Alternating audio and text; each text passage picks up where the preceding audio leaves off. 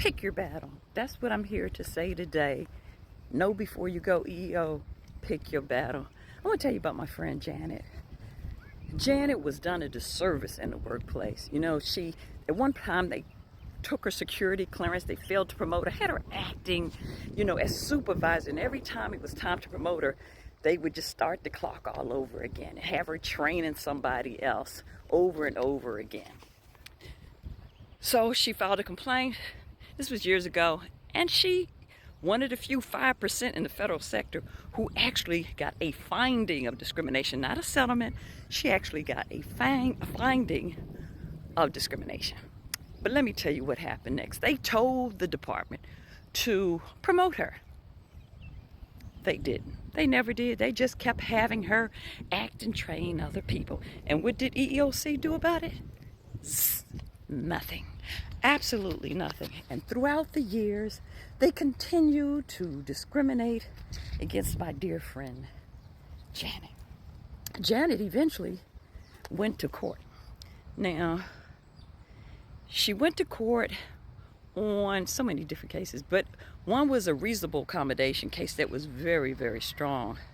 But there were so many other cases, and she continued to fight every battle. And yes, she had been done an injustice, and yes, they discriminated against her on so many different issues.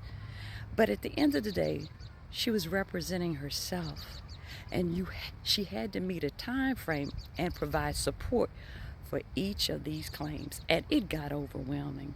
So what happened was she missed a time frame for her strongest case, and the court, they kicked the case out. Hey, you got to meet those deadlines. And when she got her case kicked out, her employer kicked her out because they felt emboldened to take more retaliatory action against her. And they fired her after 26 years, despite the fact that she had an exemplary performance rating. In fact, she had just gotten a step increase about a month before they fired her. And you say, Tanya, would seem like that's a strong enough case. But at the end of the day, you have to file a new complaint. And when you have all these balls in the air, you have to support each case, and you have to provide the time frame. So what am I saying? I'm saying that you may be dealt a terrible injustice in the workplace.